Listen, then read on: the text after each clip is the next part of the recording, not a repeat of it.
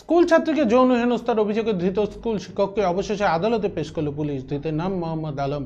ওই স্কুল শিক্ষককে গ্রেপ্তার করে শিলিগুড়ি পুলিশ কমিশনারেটের মহিলা থানার পুলিশ। সেবক রোডের নার্সিংহোম থেকে ছাড়া পেতেই তাকে প্রথমে গ্রেপ্তার করে পুলিশ এবং তারপরে তার শারীরিক পরীক্ষা করে শিলিগুড়ি মহকুমা আদালতে তোলা হয়। যদিও ওই ঘটনায় নিজেকে নির্দোষ বলে দাবি ধৃত শিক্ষকের। পুলিশ সূত্রে জানা গিয়েছে, গত 3রা জানুয়ারি বাড়িতে টিউশন পড়ানো নামে ডেকে ছাত্রীকে যৌন নির্যাতন করার অভিযোগ উঠেছে ওই স্কুল শিক্ষকের বিরুদ্ধে। শক্তিগড় এলাকার একটি হাই স্কুলের শিক্ষকের বিরুদ্ধে এমনই অভিযোগ ওঠে। ওই দিন রাতেই গোটা ঘটনা জানিয়ে পুলিশে লিখিত অভিযোগ দায়ের করা হয়। তদন্তে নেমে পুলিশ জানতে পারে অভিযুক্ত শিক্ষক সেবক রোডের একটি নার্সিংহোমে ভর্তি রয়েছেন।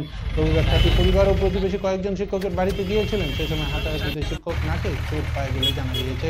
এরপর থেকে তিনি নার্সিংহোমে চিকিৎসাধীন ছিলেন। পাশাপাশি ওই নাবালিকার শারীরিক পরীক্ষা করানো হয়েছে উত্তরবঙ্গ মেডিকেল কলেজ ও হাসপাতালে। গোটা ঘটনা তদন্ত শুরু করেছে পুলিশ।